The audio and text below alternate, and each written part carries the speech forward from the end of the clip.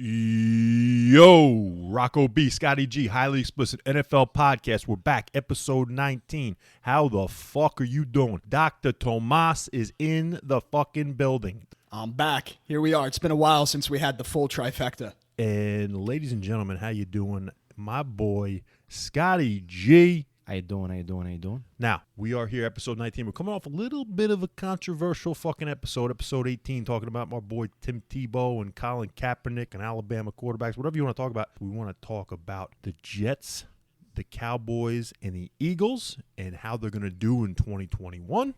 We're going to talk about the best games that we see the rest of the season. We're going to pick our top 3 best games that we believe that we can't wait to fucking watch. Then we have our titillating top 5 remaining free agents and where we fucking think they should go. But I'm glad we got Dr. Tomas on the show because we also want to get into Deshaun Watson. Mr. MASSEUSE is back. Boy. He is back in the news. It felt like we haven't talked about him in years. There's some bullshit coming out maybe about a settlement. I don't know. But everything you read, there's one team and one team only who is really waiting at the fucking door like it's the prom night and they're at the bottom of the stairs and they're waiting for Deshaun Watson to walk down. I hope it's the Jets, baby. I hope it's the fucking Philadelphia Eagles. And yeah, that doesn't sound like the Jets. That's why, Dr. Tomas, I'm glad for you to be here. But Deshaun Watson, right? Mr. MASSEUSE. Haven't talked about him in forever. He's kind of been a forgotten piece since the whole draft and all that shit. But he's back.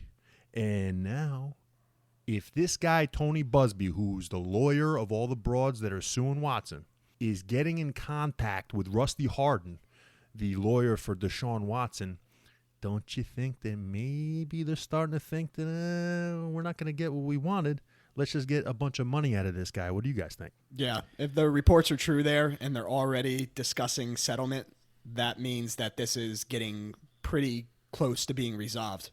The one skepticism I have there is if this is being leaked by Deshaun's team to essentially say, like, look, they're already coming to us to settle. This was always a money grab. So a lot needs to be determined there to see where this is coming from. I'll be interested to see how this develops over the next week or so. I mean, I think the guy's still a jerk off. I know I said in the beginning I hope the Jets were the team that was the prom girl waiting at the bottom of the steps. Mm-hmm. But the fact of the matter is this whole story still stinks, man. It's still not a great story. It's still not something to be associated with. But Deshaun Watson is such a fantastic talent. It's hard not to want him if he is exonerated of all this shit. It clearly sounds like there is definitely...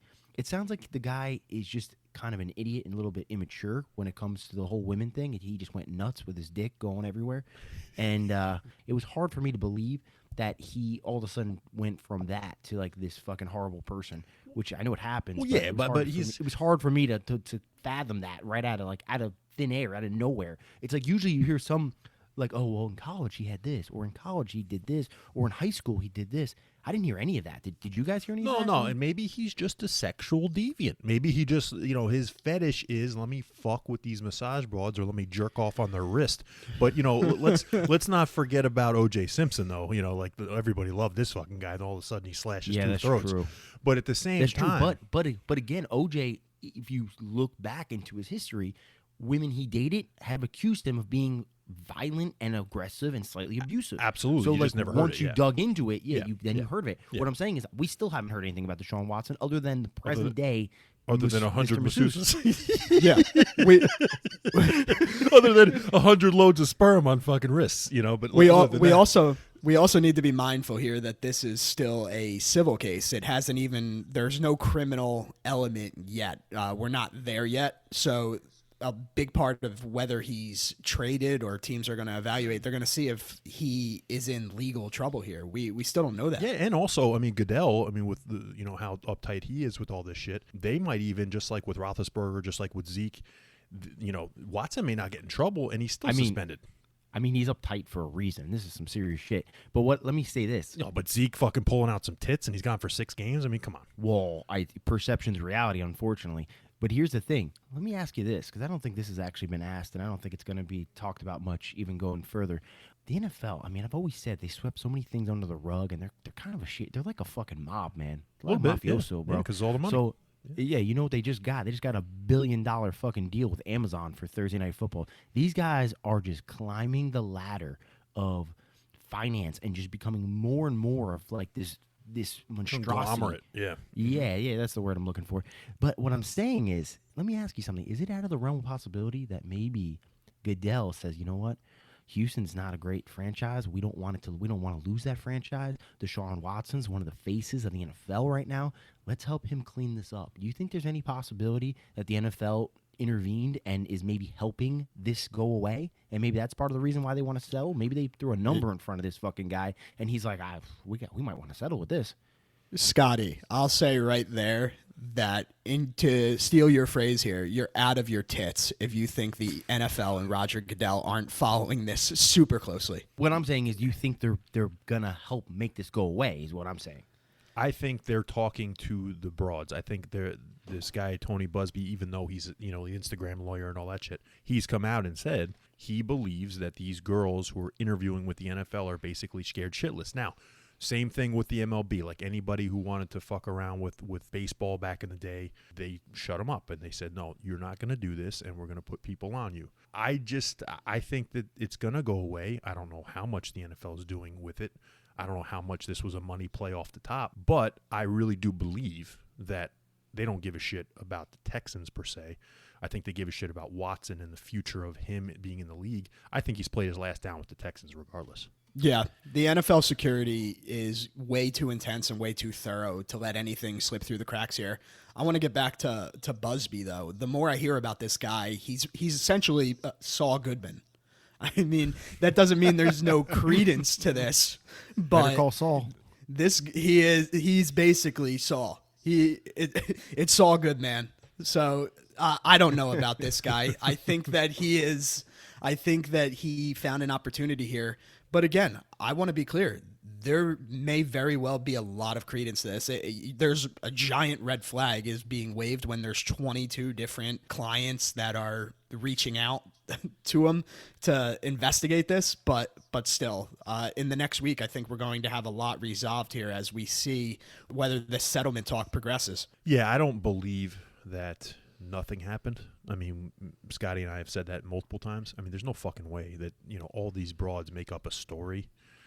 This guy's got a fetish. This guy has a deviance of he likes being rubbed down as a single guy on a massage table. And Why do you always like to go into detail on this? You got to try to start a fucking phone sex company Listen, or what? I mean, this this ain't a fucking G-rated fucking podcast here. I don't need to hear about nobody getting rubbed down or cummed on or anything like that. Has that part of it even been confirmed? Is he still denying that aspect? No denial of No, the lawyer came out and said that a lot of it was consensual. So the lawyer basically admitted that he did have sexual relations with some. He said not even all, but some. But he said they were all consensual. Yes. So, there was no denial that none of this shit that they were describing didn't happen. It's just the fact that did it happen based on these broads not wanting it to happen. And that's always been my thing. I don't deny that it didn't happen. I don't say that, my whole thing is you're a celebrity. You're a pro athlete. You got to be smart about what you do and who you do it with. Like, you can't just be picking random girls off Instagram or random girls off the street and start sleeping with them, this and that. I mean, that's just a recipe for disaster. It's a mistake. Professional athlete 101 right there. Here's the other thing, though, guys. I mean, for women, too. You can't do it with guys. For women to do it with men. Sure. It's just the one thing that we forget, and which is insane. How old is Watson? What's he, 24? 25. 25? I mean, the guy just, come on. No, I mean, he's a baby, and he just got his payday last year. Exactly. So the kid is still 24, 25. He's like you said, he's a baby. He doesn't know what the fuck he's doing. Yeah, he's one of the most talented quarterbacks on the planet, but still, it doesn't mean that you're a mature human being. So, he made some mistakes. I just got to imagine, Scotty and Dr. Tomas, I don't know, I'm not the most agile guy in the world, but I got to imagine I'd fucking be able to dodge a fucking load of cum coming towards my fucking wrist. Don't you think? Like, I don't understand. Where is this coming from? I don't know. I just don't understand these broads that say in their testimony, they say, I was rubbing him, and then all of a sudden he decided to ejaculate on me, and I still finished the fucking massage. What's wrong with you? What I'm saying is it's consensual. It has to be. There's no way that someone's going to do that to you and you don't run out of the room and say, "Go fuck yourself." I don't give a shit whether you went to the cops or not. I'm not gonna go down that road because you can bring a psychologist on here and they can tell you all these things on how people freeze. But you're gonna finish your job. People get scared, man. I don't know. Holy shit! That's not my world. I mean, to me, it's like, if I know, I mean, it's not like it comes out of nowhere. They're gonna see it happen. What are you gonna do? Take it and then fucking finish your 10-minute massage? So let's just say everything goes away. Let's just say he's exonerated, and say even Goodell gives him a slap on the wrist type of thing, like 4 or 6 game suspension, and he's not out for the season like everybody thinks. The one team that has the ammo is the Philadelphia Eagles. Say in that 4 to 6 game stretch that Watson is suspended, they don't believe that Jalen Hurts is their man. They have 2 right now off the top first rounders that they can give up, and then potentially 3. If Carson Wentz plays 75% of the season, or he plays 70% of the season and they get to the playoffs, which I think he's going to do. That Indianapolis Colts pick for the Eagles turns into a first-round pick, giving them 3 first-round picks to unload, I hate to use that term, for Deshaun Watson. Could you imagine? I don't know how I feel about that, to be honest. Honestly, he's completely exonerated, then yeah, let's do it. But I think there's a lot of due process that needs to play out here. We need to see whether this goes from a civil to a criminal case. We need to see if this is settled. I'm sure more details will emerge, but this is a huge shadow and a huge cloud hovering above him. But let's just go in this fantasy scenario where he is cleared of everything is settled, it's gone, then yeah, I think he's worth a lot less still than he was, what would it be, like 4 months ago, when it was record-breaking offers being sent the Texans' way? He was never going to get more than 3 first-round picks ever. That was never going to happen. I fully believe that. And I think it probably would have been 2 first-round picks because no team, I think, would have actually done it or had the ammo to do it. I know maybe the Jets or the Eagles could have given up 3 first-rounders and maybe like a 5th or 4th. Maybe I could have seen that happen. But when people are talking about 4, 5, or 3 first-rounders and like 2 starters, I don't think that was ever going to happen. And I think that's why we're in the situation we are now, that he hasn't been dealt. The guy wanted out. Everyone knew he wanted out. You can't have the price tag super, super high. I don't care if he is one of the best they lost their leverage for quarterbacks sure. in the league. Yeah. Yep. This is the guy that Dabo called the Michael Jordan of football, too. So he's just so unbelievable. He's worth so much to any given franchise, especially being 25 years old. I keep on seeing the Eagles pop up too, Rocco. You're not alone there. I keep on seeing them being the team that is paired there. I think a reason because of that too is Howie Roseman. Howie Roseman is super, super aggressive in the trade market. He's not afraid to make a phone call, even if it doesn't lead to a trade. If someone's available, he'll call, he'll check in, he'll remain in contact, and he'll see if it works for the team. And Deshaun Watson is super aggressive, and he's the Michael Jordan of the massage table. I mean, he's not afraid to. Oh, jeez. He's not afraid to DM any broad on Instagram either. So they're like a perfect fit. Let me ask you something. First off, I think the Eagles are a good fit for the fact of the matter that if I was the owner or GM of the Houston Texans, the one thing I don't want to do is send Deshaun Watson to the AFC and see him 2-3 times a year or whatever. I don't want to run into him every time I make the playoffs. Yeah, that's a good point. If I get my shit together. So the reason why I don't want to send him to Miami is because, God forbid, Miami continues to build. That's a dynasty for the next 5 years. And then if Houston gets their shit together, they run into him in the AFC conference or whatever. So NFC sounds much, much better. But here's a team that isn't set up yet, but could be set up in the near future. What about the Green Bay Packers after they deal Aaron Rodgers for another 1 or 2 first-rounders? Oh, well, yeah, for sure. And like you said last episode about, Green Bay would draft Trevor Lawrence in a heartbeat. I fucking completely agree with you. But yeah, they'd have to unload Rodgers. My only argument against myself is the fact is the Packers feels like a wholesome organization. I don't know if they want to bring in that stigma. Well, that's a good point. I mean, that's the only thing. But they also like winning games. So if you don't think Jordan Love's the guy, then I would go get someone who you think can win. And, who knows? Maybe, I know probably Rodgers wouldn't do it, but maybe you can go Rodgers to Houston. Who the hell knows? And really stick it to Rodgers, right? But I don't know if he got a no trade clause. They would have to send him somewhere else, or even Russ Wilson if he goes somewhere and they get first-rounders. Let me ask you a question, Dr. Tomas. If Howie Roseman drafts Jalen Hurts in the second round, knowing that Carson Wentz was their quarterback. You must love Jalen Hurts because there's really no other reason, right? Quarterback factory, baby. We Okay. keep pumping them out. So you keep pumping them out. So here's the thing.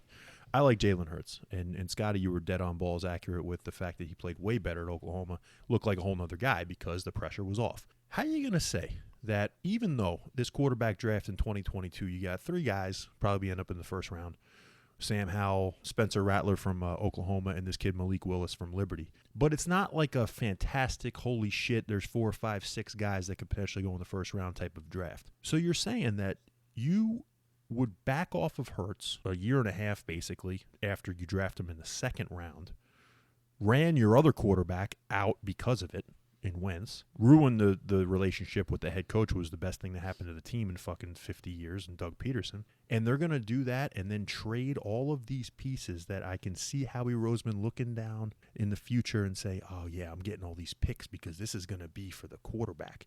Potentially Watson, who knows? Do you really think that that's what he was thinking?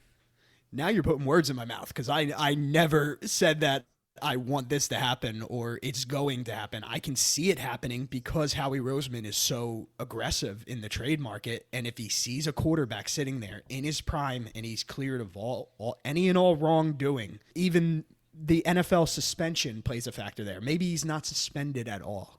Then, yeah, Howie's going to look into this guy and he's going to pursue him. I think a good example of his history there is a guy like Michael Vick. No team wanted to touch Michael Vick when he was coming out of federal prison. Mm-hmm. You know how much backlash the organization got for him? And not to mention that when Vick joined the team, he was the 3rd string quarterback. All of that controversy to bring in a guy to back up Donovan McNabb and Kevin Cobb. Yep. Are you kidding me? Yeah. They didn't shy away, though. They went after the controversial reclamation project there, and he later became the starter for them and kind of regained some of that magic that he had in Atlanta for a short period of time before his body gave out. But still, that could be a bit of a comparable situation there, depending on how this all plays out. First off, I guess we should have saw this whole thing coming with Carson Wentz and Jalen Hurts because I forgot with Cobb and Vick when they already had Donovan McNabb. This organization loves to keep the competition going in the quarterback room, which I guess is fine because it's worked in the past to a degree, but I completely forgot about that first off. And then the second thing is with Howie Roseman, I don't know if I think he was thinking, oh, we're going to get Watson in a year or 2 from now. But I did say this before, and I still believe this now. I'm not going to say Howie Roseman is a complete idiot because I do think he got those extra first-round picks to get a quarterback or trade up to get one in next year's draft. I firmly believe he is saying this year we're going to see what Jalen Hurts is, and if he's not, we're capable to either move up in the draft to get one or get one. I don't know if he was anticipating it was going to be Watson, but I think he did prepare to get a quarterback with those first-rounders. So I do think there was a little thought process in that. Scott, I could not agree with you more with that. I think that if I had to make a prediction right here today about Deshaun Watson, I think he ends up on the commissioner's exempt list, and you do not see him in 2021 at all. That's my prediction right here today. I don't think we see him. When it comes to the Eagles this season, I do think they rock with Jalen Hurts and see what they have in him. The best bonus for the Philadelphia Eagles would be if Hurts shows enough potential to be the quarterback moving forward, because then you have those 3 first-round picks potentially that Rocco spoke about to fill out the rest of the roster. That's such an advantage if you don't have to use those assets on a quarterback. But then you could potentially look for trading up for a quarterback, or maybe Deshaun Watson's troubles have cleared up by then or something. But this year, right now, I disagree with Peter King and all the rest saying they're looking to make a move now. I think they do go with Jalen Hurts for this year. Why, then, do you think someone's got to give me a rational answer? How you pay Carson Wentz all that money, and then you still, this isn't the 4th round. This isn't the 5th round. This isn't an undrafted guy. You drafted Jalen Hurts in the 2nd round. Why would they do that? I can give you a simple answer there. Howie Roseman was a bit naive, and he wanted a cheap, controllable backup quarterback that could step in a pinch if Carson Wentz got injured again with his long history there. You can't argue with that. You don't do that in the 2nd round. That's what a it fair did is point, it messed with the psychology of the team, but they just came off of a playoff game where Carson Wentz left the field after how many plays? It was a handful of plays, and then he got a concussion against the Seahawks. So they're thinking, we are in salary cap trouble next offseason. We can't afford to spend $10 million on a backup quarterback to come in a pinch for Carson Wentz. What we're going to do is we have this guy high on our board in the second round. We're going to take him and we're going to develop him behind Wentz to be the guy that can step in a moment's notice. Absolutely. I don't disagree with the thought. The issue is this guy was a finalist for the Heisman. He's not some John Kitna or Andy Dalton who you can throw in and win a couple games because he's the backup. He wants to be, like you said before, Dr. Tomas, QB1. And then they had to know. But in all fairness, you're not looking to draft an Andy Dalton. You're looking to draft the next guy. You're always looking to draft the next guy. But not when you have Wentz. Not when you have Wentz. That's the thing. They should have known. When you have anybody, look what they do with Aaron Rodgers. You got a Jordan guy. Love. Well, yeah, Brett Favre was 48 years old, No. and Jordan Love is now the future Aaron Rodgers. They thought because Aaron Rodgers was getting older. I think the only mistake they made was taking him that high was because of coming off of the controversy with Nick Foles. I think if the Nick Foles thing never happened, I wouldn't be looking at this so shamefully and being like, what the fuck were they doing? I would look at it as, I get it. They saw a guy they liked who fell, and they want a solid backup because this guy can't stay healthy. I would understand that. Yeah. Just the fact that he had the mental issue with Foles getting fucking shrines built for him and shit, then that's where I think it was stupid. They should have read that. They could read Wentz. They've had him for 4 years. They should have read that he would have not liked this. It's human nature to have some of those feelings, but the way that Carson Wentz handled himself was terrible. You don't handle yourself like that when it's a second round quarterback coming in. He's a bitch. He fully He is a bitch. They gave him every opportunity in the world to turn it around last season. It kept on snowballing. It kept on getting worse every week. He was making another boneheaded play, and the excuse there is that the Eagles drafted a quarterback in the second round. Now I have heard from following the team that Jalen Hurts from day one carried himself like a QB1, exactly what you're saying. But that's not Hurts' fault. He's doing what he's supposed to do. He's ready to play at a moment's notice. And Carson Wentz is going to be so soft about it, and he's going to get all in his feelings because this second-round quarterback comes in and wants to be a good quarterback. Please, give me a break.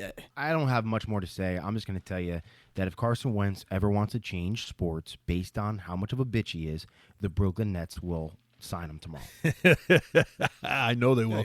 And it's the perfect spot for him, I'll tell you that. But I don't know. With that demeanor for Carson Wentz, he might need to look into something like pickleball. Oh, my God. So here's the thing. Let's get off of Deshaun, but let's stick with the Philadelphia Eagles. I want to talk about, fellas, the 2021 record predictions that we have for the upcoming season. I have the Eagles going 5-12. I really believe they go 5-12. I think that there is so much flux there. I think there's, like Dr. Tomas has said, they have empty holes in spots that are very important, like corner. And I really believe that line has got to come back, and they have to stay healthy. I like Hurts. I don't think he's got enough. That coach is going to be too busy on the sideline playing rock, paper, scissors. 5-12. I have the New York Jets at a 7-10. I believe that they will make the steps forward. They have a tough schedule, though. I think they have a tough schedule. I want them to move forward with Saleh, with Zach Wilson. I got them at 7-10. And my Cowboys can go anywhere from 6-11 to 11-6. You notice how he won't put an exact figure on his team, but he'll put an exact one on ours? Well, I have I see that. I have 11-6, but I don't want to get too high because I know how I get with this team, and they always let me down. I can easily see them being the reverse and being 6-11. Well, Rocco, I got to say, before we get into the Jets or the Cowboys, I like the flow of this Eagles conversation. If we can just keep all the topics Eagles-related now, we'll just transition to an Eagles-related podcast. I think that'd be a really good thing for us moving forward. And again, speaking of the word transition, it really doesn't work out well, especially if you're in the public. So I don't want to go that route. So let's keep the Eagles stuff to a minimum. That's for damn sure. But Dr. Tomas, what do you got? For my Philadelphia Eagles, I think we gotta start here. I'm looking at the opponents. I'm looking at what they're stacked up against this year. I know that they have the lowest opponent winning percentage from last season. I know that doesn't always translate, but I'm liking their odds this year. You talked about a couple holes on their roster. Corner is for sure a giant gaping hole on the other side of Darius Slay right now. One thing that Howie Roseman said in his post-draft press conference, he said that he was going to be aggressive still, and he was going to look to fill that hole. And he compared it to the 2017 offseason when they traded for Ronald Darby in August to start at corner. So if you factor all that in, and Howie Roseman does his job and fills that giant need that they have with a legit starting corner opposite Slay, I say that 17-0 is in the books this year, boys.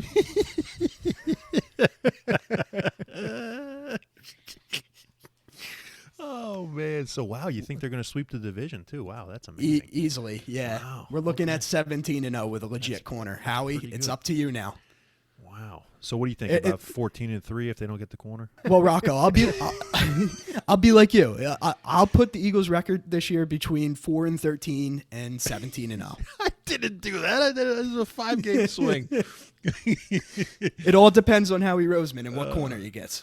So there you go. There's Dr. Tomas, Philadelphia Eagles prediction of the year. That's just as good as the 7 quarterbacks in the first round and no running backs. But I would say that that you gotta give me some type of number that you think Jalen Hurts. Forget about the corners, forget about the offensive line, forget about anything like that.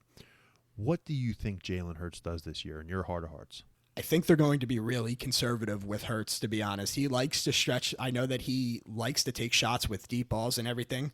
I think he's going to build an instant rapport with Devontae Smith. I think that's going to be his guy from day one. I think those two have a lot of success together. But more importantly, look at the Philadelphia running game. Can we talk about that backfield for a second that they're putting together? Not really. We already did. So, I mean, they got 18 backs there. There'll be 4 by the time the season starts, and 2 of them won't stay healthy. So, I mean, what else do you want to talk about? You know, and I love you, Dr. Tomas, but I mean, it's just the fact of life. The Philadelphia Eagles, we almost got to put an over/under on either the wins or the games that Lane Johnson's going to play this year.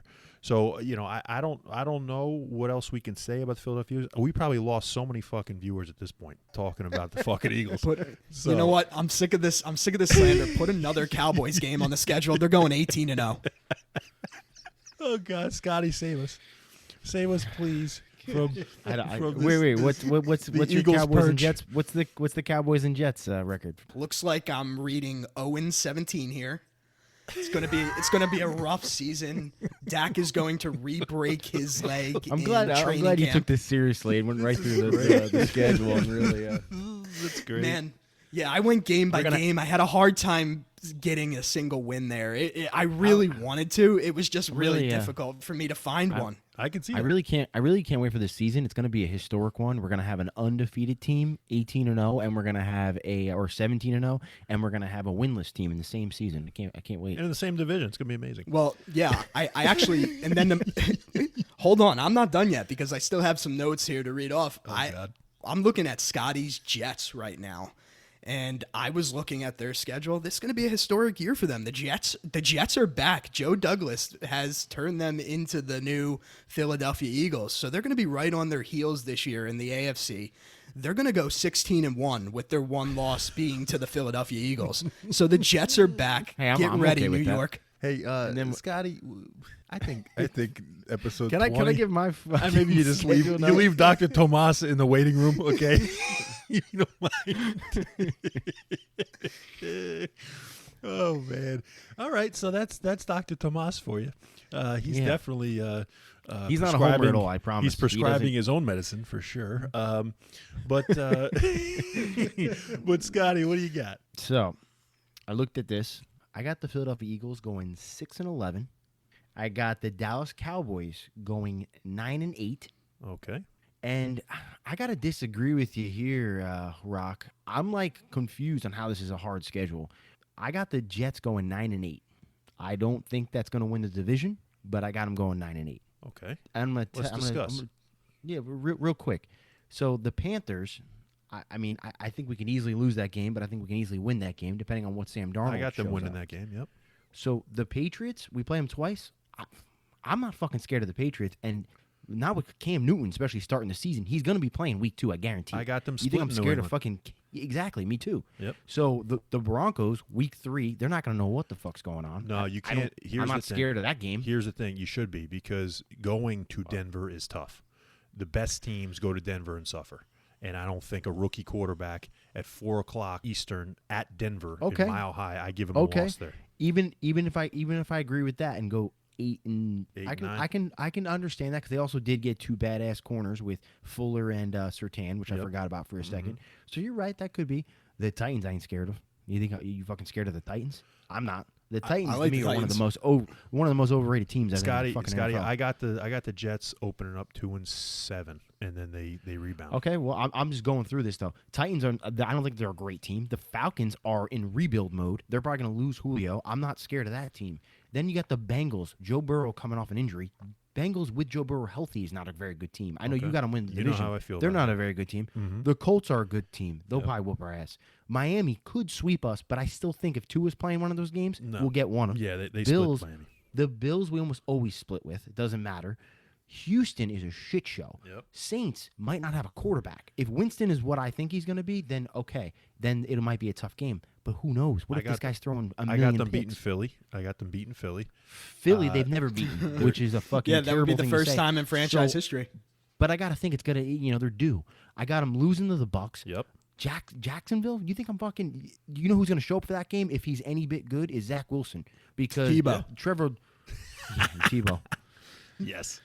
I'm not scared of Jacksonville either. Like, literally, what's the tough games on here? So the tough games we're talking about, like, I'm talking about legit teams. I'm not talking about middle-of-the-road teams. The legit teams are the Bucks, the Dolphins, who we usually split with, I know, and you're not high on, the Colts, who have Carson Wentz, who knows what they're going to be, the Bills, who we usually split with, and then, to me, maybe the Panthers show up. That's it, dog. There ain't no other fucking... Yeah, I'd be worried there's about 5 teams who's on here, tackling and Derrick there's- Henry, who's covering there's- AJ Brown. I'm afraid of Tennessee. I'd be afraid of Tennessee if I were you. We'll see what Corey Davis does that game, huh? And we'll Fucking see. Ryan Tannehill. We still sold on Ryan Tannehill because We'll I'm not. see. And honestly, who's going to cover everybody Atlanta's got? Seriously. I mean, think about it. The unicorn. Nobody's covering the Well, unicorn. that's why I said they could probably lose to the Falcons. I had them losing to the Falcons, but I don't have them losing to the Broncos. But the only thing is, I agree with you with the Mile High Stadium and the secondary they got now. I mean, we sold on Drew Lock. Drew Lock could throw 4 interceptions. I'm not telling you, like, if you came out and said 11-6, I think you're fucking nuts. But I think there's any way, but they can go anywhere between 6-11 and 9-8, in my opinion. And you got them on the top level. I got them at 7-10. Yeah. I mean, I can drop to 8-7. I think that's realistic. Yeah, Especially 8-9, because yeah. with Robert Saleh coming out, they're going to be rejuvenated. They made a lot of great moves. They're going to be what? Boys, we might have to readjust my Jets prediction. I forgot they play Josh Allen twice a year. That's going to be difficult. So like I said, you're not far off. I mean, I'm just saying, I don't think they're going to be in the tank, and I don't think they're going to be fucking spectacular. But they're going to open some eyes this year, the Jets. I think the Eagles have a tough schedule, and people are going to say, no, dude, what do we talk about? What, like, the 2 hardest divisions in football right now? AFC North, AFC West, you got the NFC West, and now with the Bucks, the NFC South. These guys play 2 of those fucking 4 divisions, Yeah, and then listen, you slip the Niners in there. I don't believe. I don't understand. Dr. Tomas, real quick, I don't believe in the whole worst record from last year bullshit. The NFL changes year to year. Yeah, that never matters because Yeah. if you're going to go off the record of their common opponents, the whole NFC East was terrible last year. That wouldn't even make any sense. Every one of those teams is going to be better. Every one of those teams is going to have more than 5-6 wins in the Disagree with you there, and I'll get into that in a second. But Rocco is correct. It differentiates year to year when it comes to record. A closer thing to look at would be the Vegas over-under odds for teams wins this year. If you go by that, the Eagles actually come in, I believe, at like 14 or 15, right in the middle of the pack in terms of strength of schedule. Dr. Tomas, you're saying that the NFC East is going to be just as bad as it was last year. That's what you're telling me. No, it's not going to be just as bad as it was. But that's what I'm saying. you've been hyping up the Giants. The Giants are going to be trash this Scotty's year. all in there on the Giants. I'm all in Joe on the Judge Giants. is a joke. He was running Oklahoma drills last year. That act is going to grow old so damn quickly. The fact that you're so bought in on Joe Judge blows my mind after a 6-10 season. The guy didn't. None of these Bill Belichick disciples ever do shit at their next Dr. team. Tomas, you're right. Here's the thing, though. I'll defend Scotty in one realm. I would say he's a Joe Judge guy. I think we both can't stand Gettleman. I think he should be out of a job. But the problem with the Giants is Daniel Jones and it's fucking Mr. Clapp on the sidelines. It has nothing to do with Joe Judge. It's Daniel Jones and it's fucking Jason Garrett. So Joe Judge may be a great coach, but he's got two fucking problems: his fucking quarterback and his offensive coordinator. And the GM's got to go. I can assure you that Joe Judge is not a good coach. It'll come out. Maybe I'm on the other side of the take here from the popular opinion, but give it some time. This season, he's going to be revealed as what he truly is. He's getting all this acclaim for such a terrible year last year, just because the division was so bad. They were in the running at 6-10. No, you're exactly right. Wait, you're exactly right. Let's just this. play rock paper scissors real quick and finish and just let this thing go. Like, what do you think? That's a good point. Rocco, I forgot to mention this. They landed Landon Dickerson because he beat Howie Roseman in rock, paper, scissors. Alabama released that video. I bet he fucking played rock, baby. Sirianni gave him a call on the phone, and Landon Dickerson's first words were something like, "Are you still mad at me, coach, for beating you in rock, paper, scissors?" So it's been confirmed that really happened. Oh, Lord. First off, last year's schedule don't mean shit. The Chargers were 7-9 last year. You think they're going to be a bad team this year? I mean, We'll see. The Giants had no offensive line. They had no Saquon. They had no wide receivers. I mean, the only thing that played solid was their defense. Scotty's all in. I'll tell you what, I'm not all in. I'm all in. I'm not all in on the fact that this fucking show for the past 40 minutes has talked about the Giants and the Eagles. We're in deep shit. So here we go. So now we've gotten out our records. We got the Cowboys. We got the Jets. We got the Eagles. But now, it's already in the middle of May. We still got another 3.5-ish months till the season. There's still guys out there, Who can help another team out? Well, we have the titillating. Yes, I said titillating. Top 5 remaining free agents that are still without a team. We got to figure out who the fuck is our top 5 favorite guys still left, and where do we want to see them go to the best fit possible. Scotty, I'm going to start it off with you, baby. I want to hear your top 5. One I got is Justin Houston. This guy can't stay fucking healthy. This guy, I know he only plays. He's like a J.J. Watt. He plays like 4 to 6 games a year. But if you can put him in a situation for a team that's trying to get over the hump, or a team that's trying to that thinks they got one more shot, as long as you rotate him in, I think he could be a valuable asset. I think he'd be a great fit for the Saints. Help out that defense a little bit and put some pressure on the opposing quarterbacks. All right, who's number 2? Number 2, I got this guy who's getting no respect. I hope the Jets re-sign him. Brian Poole. He's a slot corner. He can kind of do it all. I was waiting for this. But this dude is a stud, man. And I can't hype this guy up enough. This guy, 2-3 years ago, by Pro Football Focus, was rated like the number 1 slot corner based on all this fucking random shit. And this guy, he was on the pitiful Jets, man. He's got no recognition. You know a place I think he'd be great, though, if he doesn't re-sign with the Jets? I'd love to know. The Dallas Cowboys. Oh. Ooh. The Dallas Cowboys. Wow. And guess who he played for in Atlanta, where we got him from? Let me guess. DQ himself? Yeah, boy. DQ. Oh, wow. Okay. I like it. I think he'd be a great fit. I actually thought you were going to say the Philadelphia Eagles because I like it. I would love to have him on my team. I like Brian Poole. Yeah, no, he'd be great there too. I was just trying to think of connections. He's probably going to go to, if he doesn't go to the Jets, he'll probably go somewhere where he knows someone, and he played pretty well in Atlanta. Fucking Rocco over here is making me choose only one team. I would love for 6 out. One team. Sorry. Yeah, Scotty. Rocco makes his own rules. He's got his own rules for him. We have our own set of rules. 17-0, 0-17. That's it. I got another guy. He's kind of pushing that old barrier. He's getting a little older now. Released by the Chiefs this past year, Austin Ritter, the center. He had an ankle injury in 2020. He's not great at run blocking, but he's very good at pass blocking. The thing is, though, I feel like nowadays most teams aren't running up the middle. It's all off the tackles. It's all like these different kinds of shit and then play action. So I'm not really too worried about that. He's not the greatest run blocker, but I think a good fit for him would actually be the fucking New York Giants. They're fucking in desperate They need of need a help. center. They need help. They brought in some fucking guy I've never heard of, Hegby or some shit, Heggy or Sahegi. They some undrafted free agent, or I guess rookie, undrafted rookie. They signed as a center, and I mean, if you're starting the year off with that guy as your center, it's probably not a good job. It's probably not going to work out too well. Yeah, the Giants So- definitely need interior line for sure. Yeah, you got to ask, does Joe Judge not know how to develop interior offensive linemen? You got to ask, is Joe Judge out of his tits? Is he just out of his tits? Is he out of his tits? You know who's out of his tits is Dave Gettleman, but other than that, Another one I got Duke Johnson. He's only 27 years old, man. This guy has been fucked. He's been in the worst situation. He's played for like the two worst franchises in the league. Cleveland Browns before they got any good, and the Houston Texans when they've been fucking trash. he was nasty Now- to you. Nasty. Oh, man. And you know what place I felt he would be a good fit? I'm sure there's a lot of places he'd be a good fit, but a good place I think he'd be like a great number 2 is the Tennessee Titans. Kind Yeah. of be like that pass catcher outside of Derrick Henry, kind of give him a little, be that pass catching back. I think he'd be great there. I can't believe that he's only 27. That's amazing to me. Yeah. He is such Yeah, I a, looked it he's up. He's such only a steal. 27. Such a steal. Like you know how we talk about Kenyon Drake being a number 2? You need 2 like we talked about. Duke Johnson's so fucking underrated, man. Underrated. I wish he goes to a good team. And I gotta do Salacious 6 here because I got 2 more guys real quick. Oh, boy. Salacious 6, baby. Hello. One I got is Geno Atkins. So he's another motherfucker. He's gotten old. He's gotten hurt. And I know he's been declining. But 2 years ago, because this past year he got hurt, he still was dominant. Like, he's old, but he's still got a little something.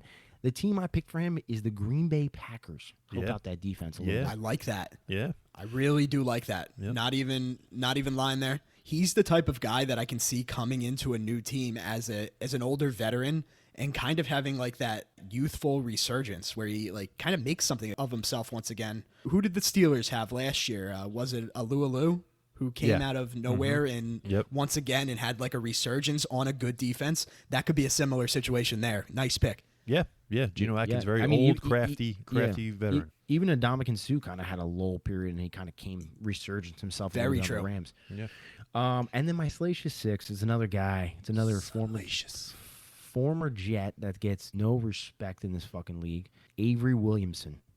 This Yeah. fucking kid can ball. Now, his knock is he's not the greatest pass coverage linebacker. That is a dying breed. If you can't cover the pass as a linebacker, you're slowly trending out of the league. Absolutely. So he's not as well at that. He can do it. He's just not great at it. But I still think he's a force. And a team that could use any help they need, any bit of help on defense, because I don't think they're nearly as good as you do, is the Cincinnati Bengals.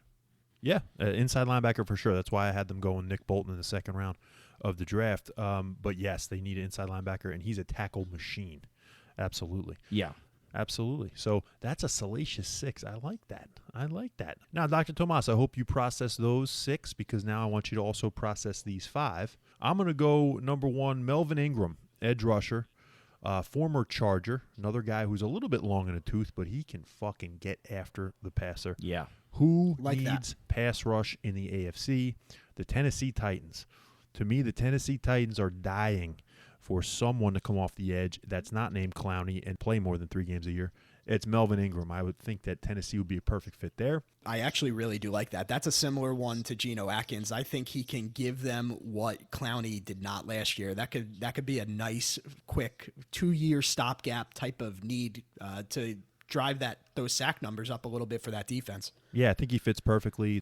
They play 3-4. He'd be a perfect 3-4 linebacker, standing up, coming off the edge like he did with the Chargers. Number 2 in the 4-3 would be Atlanta picking up a guy that Scotty knows well, Sheldon Richardson. I think Sheldon Richardson would be unbelievable for that defense. They need defensive help. Got to be on the inside of a 4-3 defense, and he can rush the passer and stop the run. Cleveland gets rid of him because they're fucking loaded on the defensive line. I like it. I'm just not sure Atlanta is really buying. I think they're more sellers right now. I really do think they're kind of just putting something together and moving on and seeing what happens. Yeah, I think you can get him on the cheap, though, and cheaper than he's been with the other couple That's teams true. he's been with. Did a couple weeks ago, didn't you call him a jerk off or something? Yeah, he's the biggest jerk off in the world. Well, speaking of jerk-offs, I love that segue. Number 3, Dick Sherman, Richard Sherman. Another jerk off. Corner. So I think he's got 2 spots, and it's the only guy I have on the list that has 2 spots because they're literally interchangeable. He can go play with his coaches on the past 2 teams he's played for. He either can come to the Dallas Cowboys and play with Dan Quinn from his Seattle days, or he can go to the New York Jets and play with Robert Saleh, who he played with in San Francisco 49ers. I think he's still got some shit left in the tank. I think he gets toasted a little bit too much for my liking. But, he can be a starting corner for any team that he plugs into right now. I agree with you. I just got a weird feeling that we're not going to get him just because it hasn't happened yet. I feel like if Salah really wanted him, it would have already been a done deal. Anyone who's been listening knows I can't stress enough. The Jets have no secondary, so I would welcome Dick Sherman with open arms because we need any help we can get. Yeah. Scotty, I agree with you there. I think that for a little bit different of a reason, that it worries me that he hasn't signed with the Jets yet just because it's so obvious. I think it's more on Sherman's end. I think he's still feeling out the market because he's unsure of whether he wants to sign with the Jets, just because I think he prefers to go to a team that he thinks is going to be a winner right off the bat. So that could be a little hesitation there because of that. So I got to imagine San Fran doesn't want him. So, because if he wanted to go back, he would have went back. Nah, yeah, he's not going to San Fran.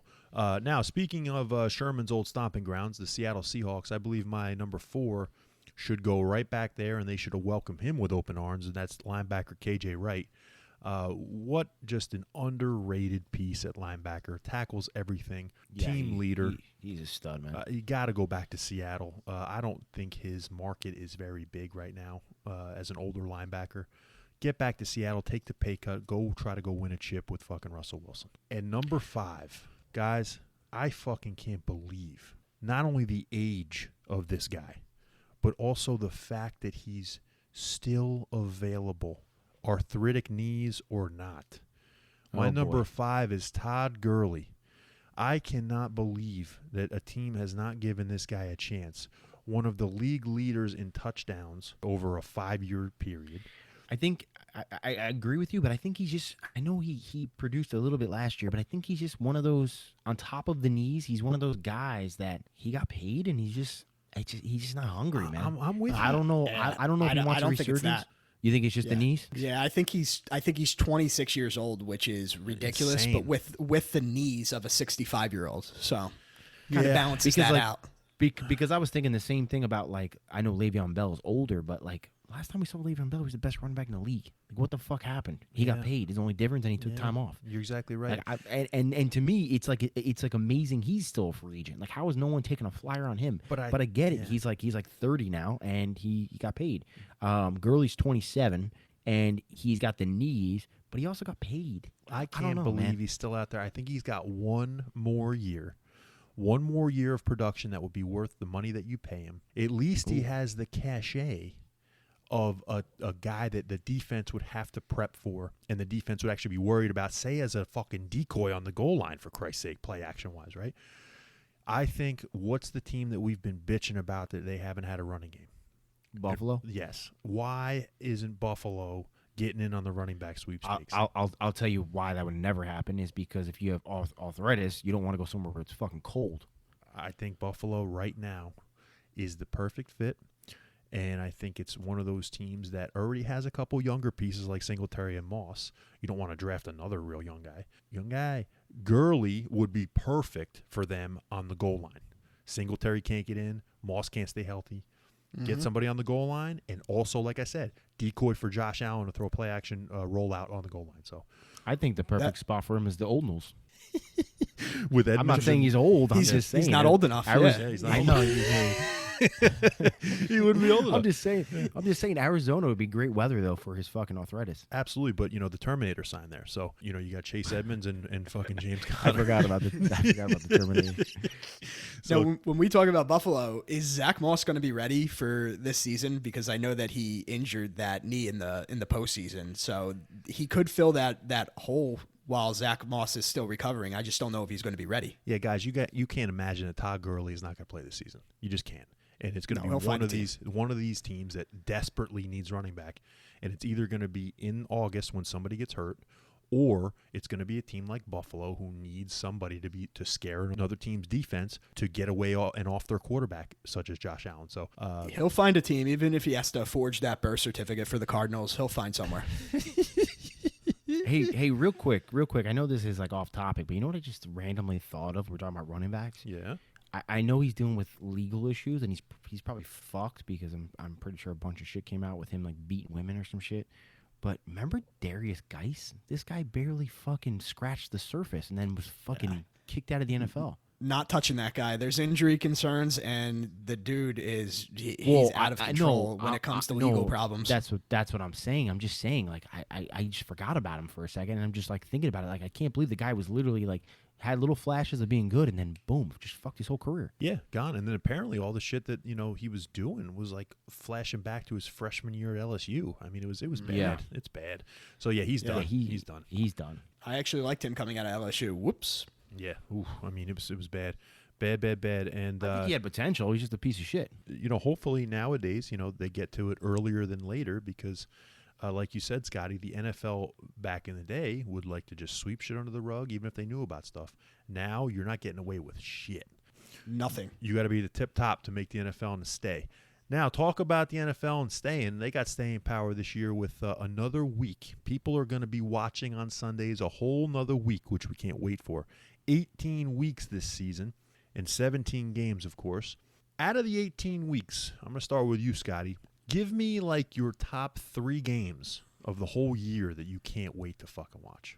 Well, we got to say this first because me and Dr. Tomas were talking about this. We got to take this Brady going back to New England off the table. Oh, come on. I'm pretty sure, Yeah, I'm pretty low-hanging that's fruit there. I agree. That's the number one game in the whole season.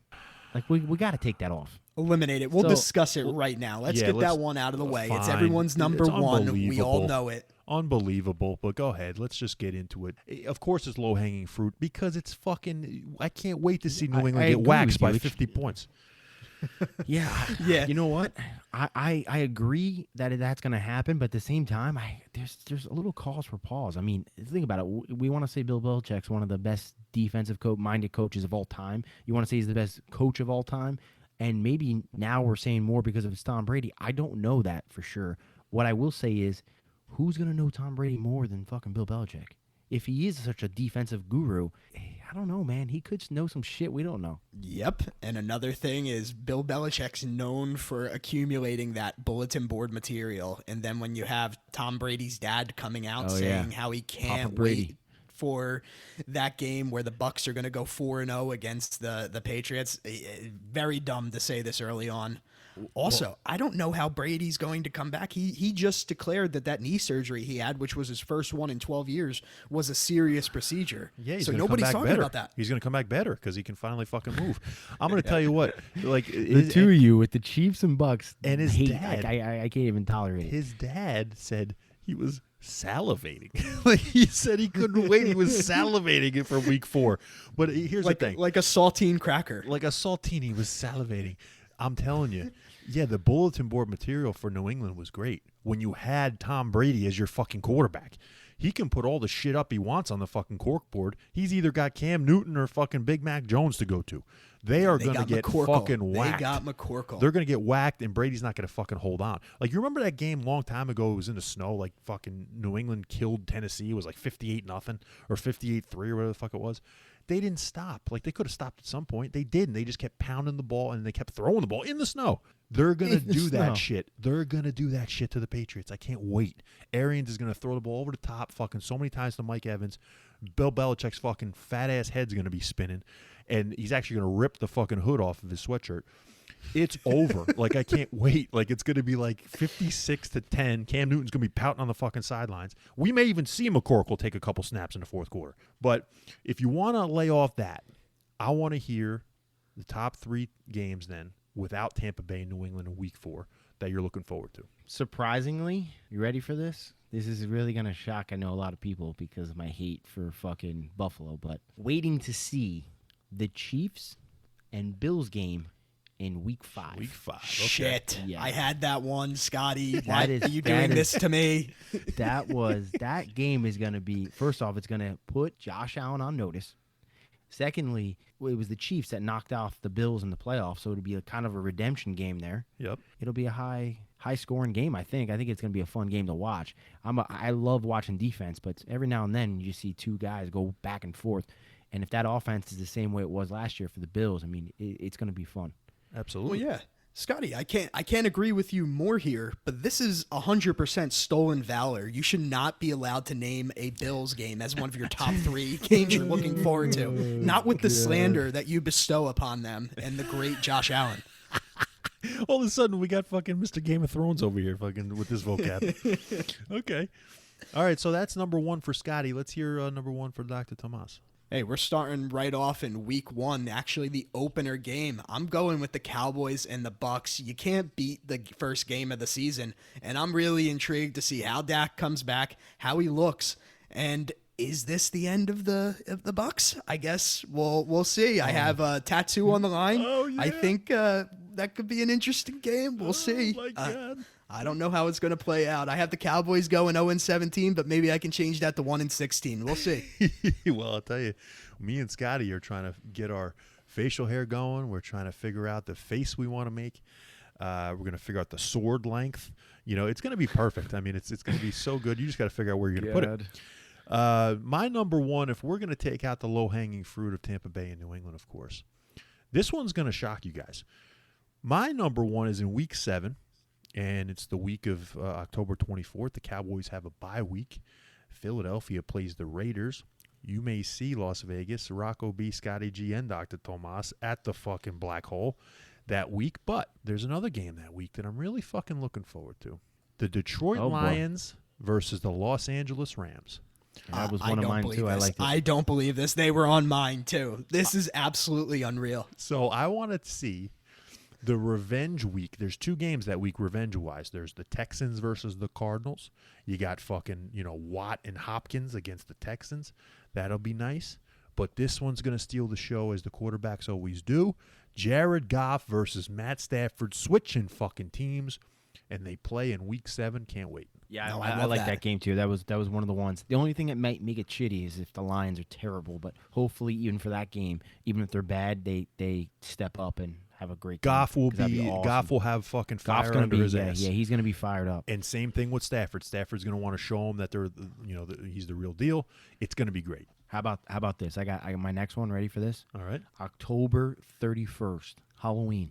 All right. Whoa. 10 a.m. my time.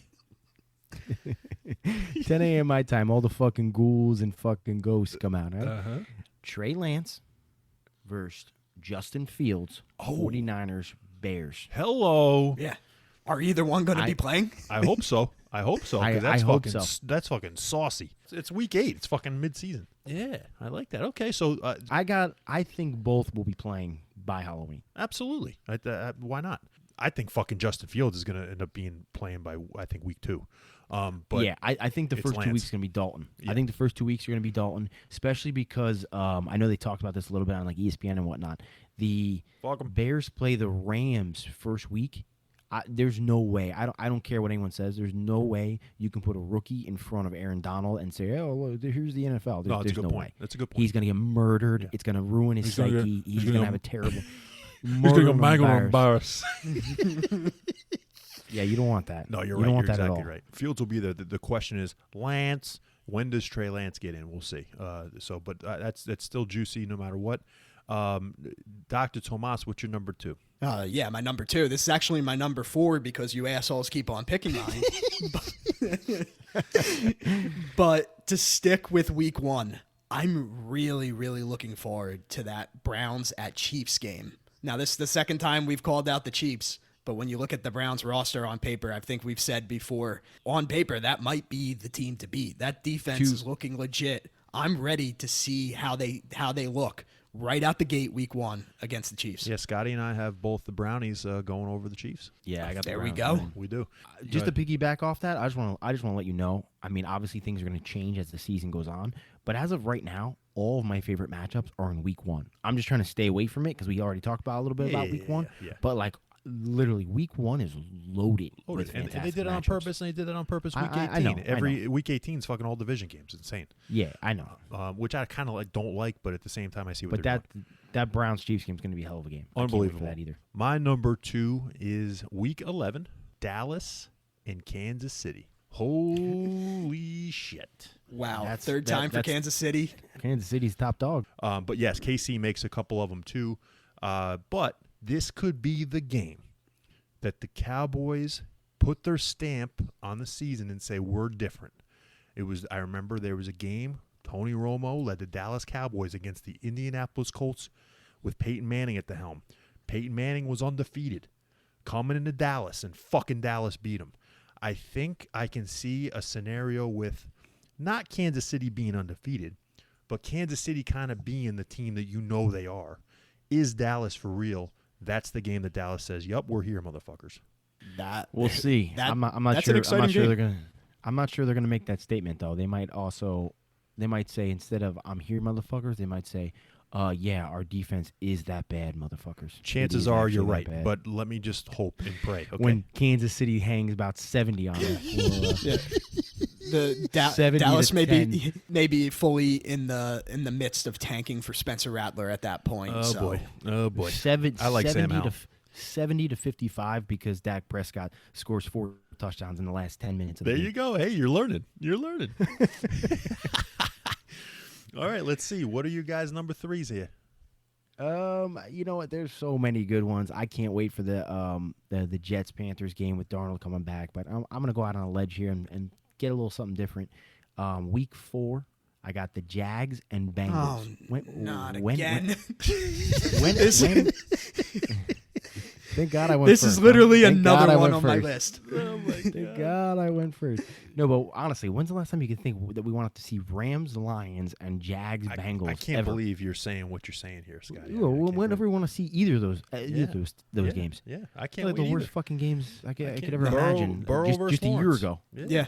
There's so many storylines in that game. Beyond that, look at who Joe Burrow's coach was when he was at Ohio State. Yeah, who didn't play him? Who was the one that didn't play him? Yeah. He chose Dwayne Haskins as his starter. Yeah. Imagine that. He basically forced Joe Burrow to transfer to LSU for his final 2 years because he chose Dwayne Haskins. Oh, I know. Now, Scotty, who do you got winning that game? If nothing's, no crazy injuries, I'm blah, blah, blah. I'm gonna say Jags. Okay, wow. I think the Jags aren't going to be as bad as people think they are. I think you got to lean towards Dr. Tomas here. I think Burrow is going to be pissed. And you know how Burrow, kind of has the swagger and a little bit cocky. I agree with him. I just don't think he's got much around him. That Bengals team is fucking awful, man. The defense isn't very good. The offensive line's terrible. The wide receivers are good. But that's about it. You got a decent quarterback and you got a decent wide receiving core. You don't like Joe Mixon? Oh, I love Joe Mixon. But Joe Mixon can't stay healthy either. He plays 4 games a year as well. Okay. All right. I just gotta see it from Jacksonville in the first season, but okay, I understand. Dr. Tomas, give me your last one before I go. Yeah, I had to dig deep on my list for this one, guys, because you kept on naming all my teams. This is the worst here. It's always dangerous to pick a late season matchup because you never know how teams are going to stack up. But when you look at Week 14, there's one that stands out in my mind. Don't do it. The Bills at the Bucs, Son baby. of a bitch. Josh Allen comes and he finally gets to prove that he's the true GOAT quarterback in the NFL over the proclaimed rightful one on the throne right now, Tom Brady. So this is a certified passing of the torch. I couldn't be more disinterested in that game.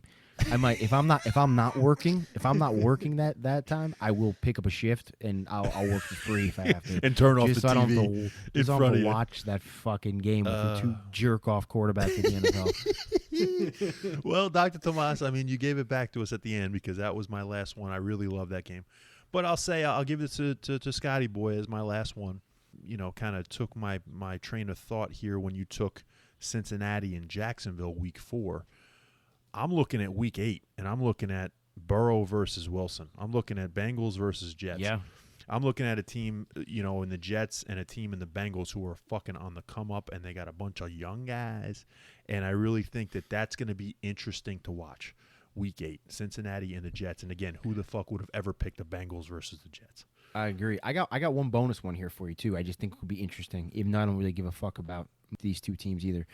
Patriots at Panthers, Week 9. If Cam Newton's playing. Yep, if Cammy boy If Cam is Newton's playing, Mhm. I think that could be interesting because, I mean, they basically told Cam, we're done with you. Yep. So if he's playing, it could be interesting. But my heart of hearts, as you love to say, I don't think he will be. I think it'll be Mac Jones all day by then.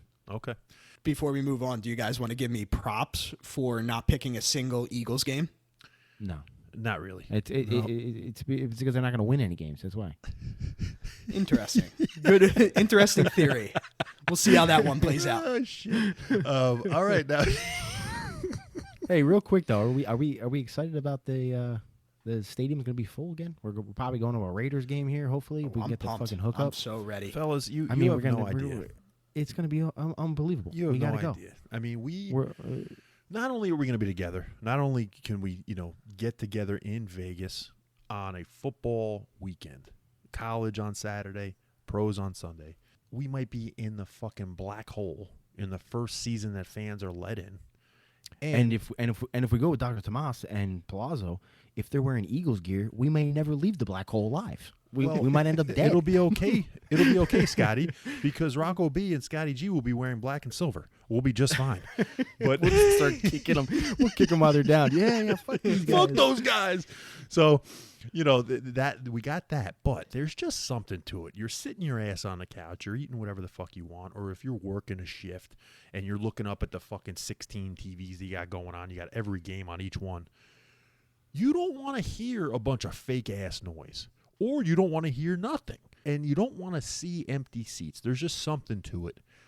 When we have the fucking people back in the stadium, yeah, it it's not gonna be only great. makes the game better, but and it hopefully just, hopefully don't have to wear masks by then either. It seems No like it's starting to masks. loosen up. Kentucky here is June 11th. No more fucking masks. Yeah, ours is supposed to be June 15th. So June 15th, yeah. That would be fantastic. If that's you guys got anything else on your fucking minds? Yeah, I got nothing. Another day, another week closer to football. You're damn right. We are right now trending towards less than 4 months to the first Sunday of the year. And then we got Tampa Bay and Dallas to kick it off on Thursday night. So, shit ton of stuff we got through today. We're going to keep feeding you the fucking newest shit that comes out from the NFL every week. We're going to try to stay on top of it. I know we got the fucking heart of the offseason, as Scotty had said, coming up, and we do. But the NFL fucking is great. Feeds you shit all year. We ain't going to stop, and we ain't going to regurgitate the same old shit that you hear on all the networks. So that's episode 19 in the fucking books. I had fun, fellas. For Dr. Tomas, for Scotty G, and this is Rocco B, we're going to say see you later. Sayonara. Adios. Peace.